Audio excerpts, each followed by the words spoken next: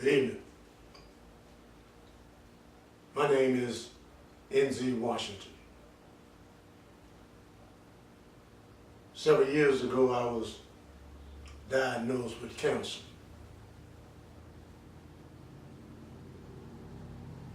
In the year of 2004,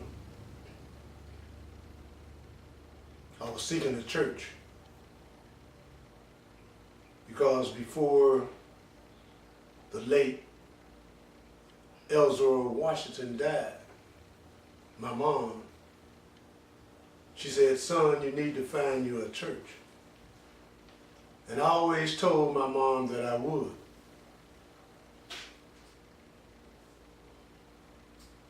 But during the year that she died, I was still without a church home. But in the year of 2004, my family and I found a church. And we joined because of the people, because of their warm-hearted, and because of the love that they showed. And mostly because they was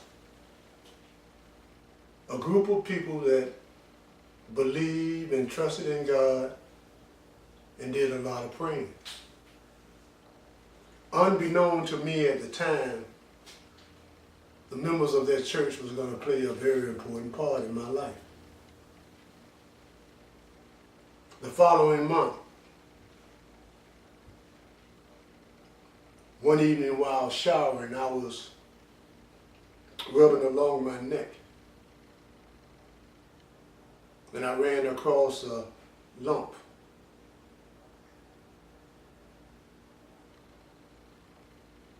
And I didn't tell my wife what I had found, but I asked her to rub my neck. And as she began to rub my neck, she ran across the lump. And she got all excited. But I told her it would probably go down in the next few days. But she was so worried that she just said that you need to go see a doctor as soon as possible. And the following day I was able to get in and to my primary doctor physician office. But at that time I was unable to see him. But I saw one of his associates. And after I told them while I was there, they came across the lump. And the first thing out of their mouth was that it's not supposed to be there. And they inquired if I had a ENT, and I told them no. So they said there's one just across the hall.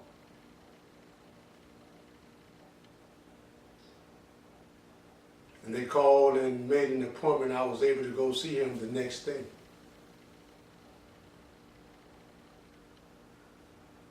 Not knowing that God was at work already.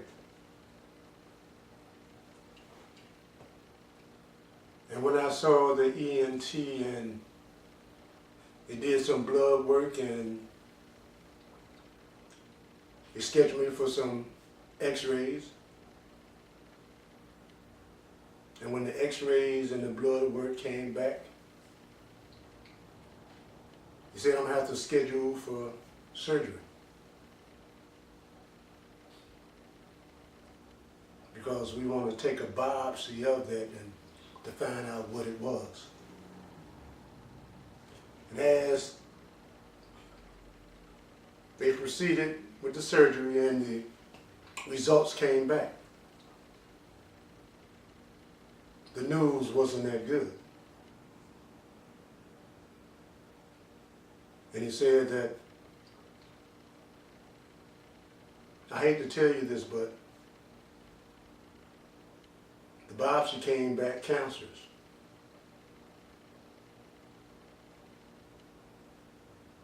And at that time, that hit me very hard. Because, you know, the doctor's always asking, did you smoke this and that and that? And my response was no.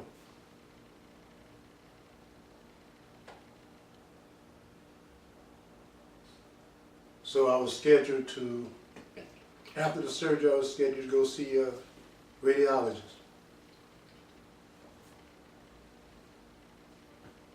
And we went over the plan as for the radiation and the chemo treatment. But after he reviewed my records,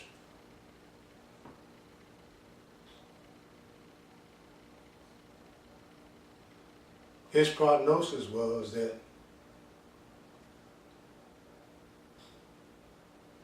I can only see that you might not survive 3 months. And once hearing those words, it turned me and my wife upside down. Because it just made me recall that my father died at an early age of 51. And this year, 2004, would be my 51st birthday. And as I sat there, I was thinking to myself that I might not make it. And all these thoughts began to run through my mind. What would I tell my children?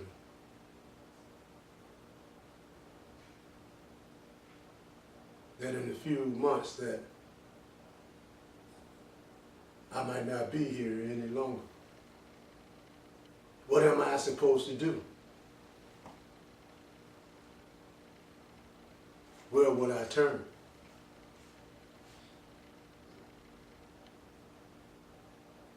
But as I was going through my radiation and chemo treatment, I recall some of the wise words that my mother once told me. And she said, son, no matter what you are going through, there is always someone who is worse than you. And during my visits over to the Sylvester Center, I could see what she meant. Because there was other patients that were diagnosed with the head and neck cancer that was in worse condition than I was. They wasn't able to speak. They wasn't able to eat. Some of them had their voice box removed.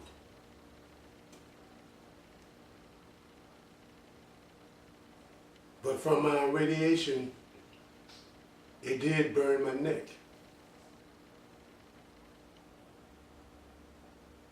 It made my neck look like it was a hot pepper, that it was so bright. And when people saw me, they thought that I was in such excruciating pain that they turned their heads away from it.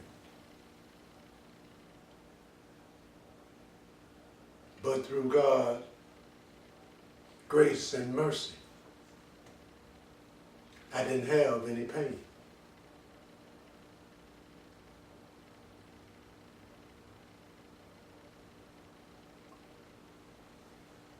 And as we proceeded to talk about the best ways for my treatment, one of the things that my radiologist mentioned was that to be sure that what we need to do is to remove all of your lymph nodes on your right side. And when he said that, that just didn't agree with my spirit. So as he was speaking, I was praying to God. Lord, if that's your will, Lord,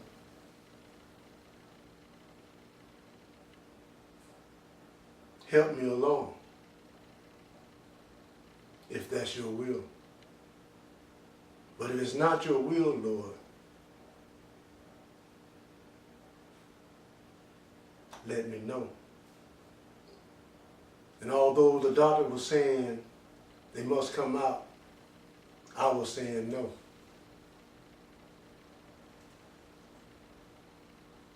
So I asked to go and have a second opinion. And as I went over to Sylvester and spoke with another ENT, and as he reviewed the records, and as he did an examination, he said, I don't feel any lumps. And I don't see anything in your x-ray except for the spots on the other side that they are talking about. But he said, I believe those spots are from your radiation treatment. But what we can do, Mr. Washington, is we can keep an eye on it. But for right now, I don't see that there's no need for us to proceed with any type of surgery on your left side.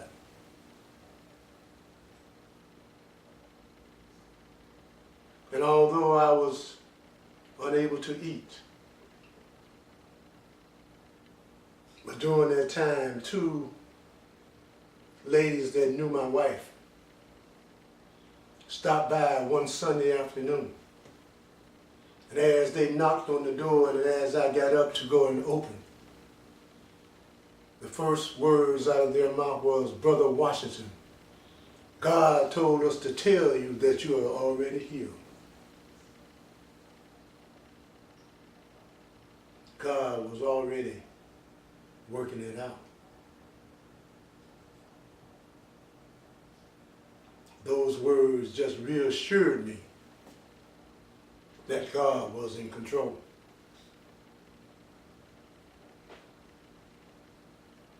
Then a few months before my birthday,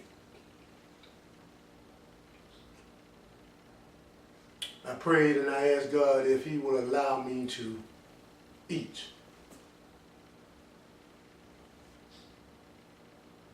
And I left it at that. And when my birthday came around, and my wife was in the kitchen cooking, and the food was smelling so good, and I hadn't eaten or tasted anything in quite some time.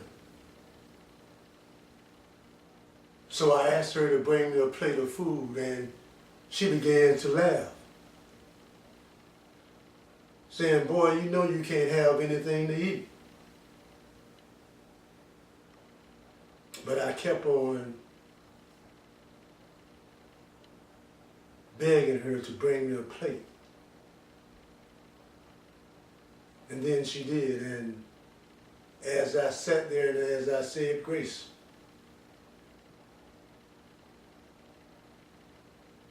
and as I began to put the food towards my mouth, I was able to eat. And I was thankful for that. But the next morning when I woke up, and once again my wife was in the kitchen cooking breakfast, and since I ate last night, I just knew I could eat that morning. But to my surprise, I went right back to the way I was. I couldn't eat through my mouth, but I had to eat through my feeding tube. But the Lord was gracious, and the Lord heard my cry, and the Lord heard my plea. Because what I asked for was that I be able to eat on my birthday. So whenever we are asking God for something, we have to be sure and careful for what we are asking. Because he did deliver, because I asked for one day, my birthday. And he did give me my birthday of being able to eat.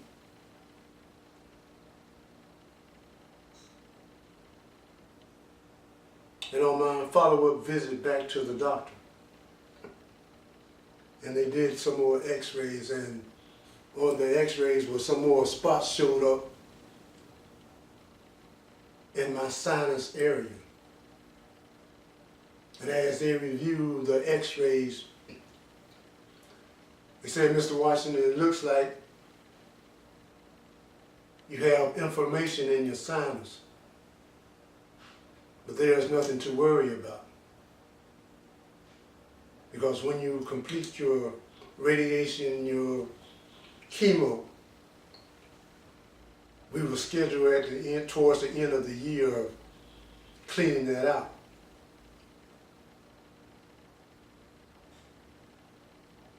So as the end of the year approached and I had the surgery, but when I woke up, the doctor said, Mr. Washington, you are a blessed man.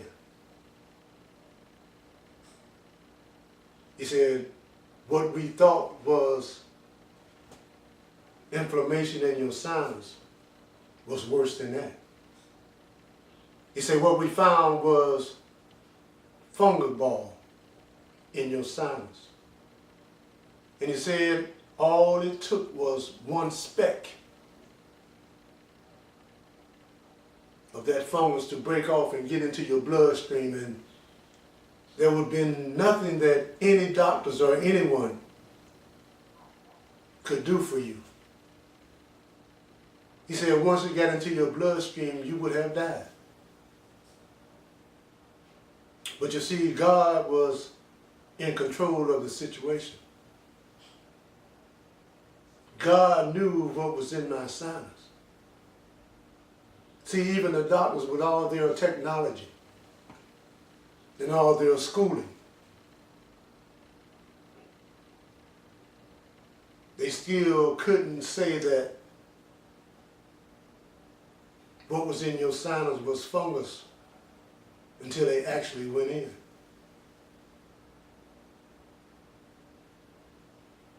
So God knew what was going on. But even at my weakest moment, when I was taking my chemo, when my immune system was down so low, when it was the opportune time for that fungus to just break off a little bit, and it could have did all this harm at that point. You see, what the devil intended for harm, God used it and turned it out for his goodness. See, God kept that fungus in that tight ball throughout my radiation and throughout my chemo. And he kept it there until the doctors went in and took it out.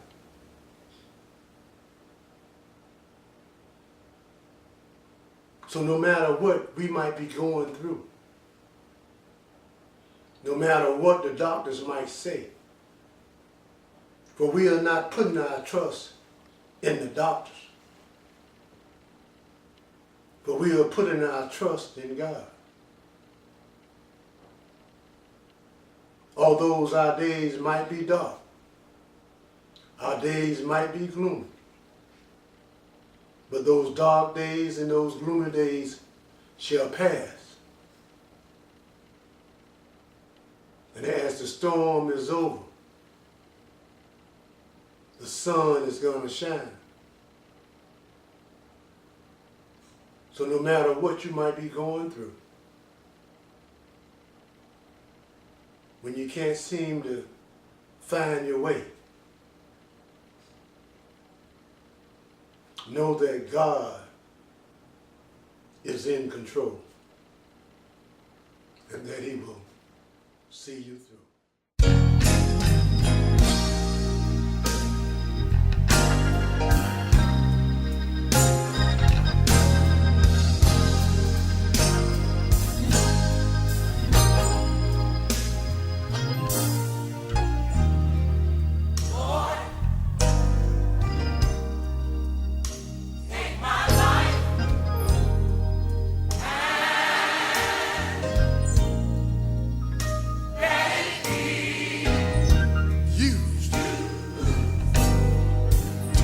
Committed to your service, to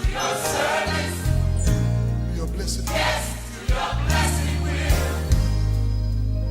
Use my hand, Lord, use my feet. I want you to use every part of me. I want you to use. I want you to use me. I want you to use me.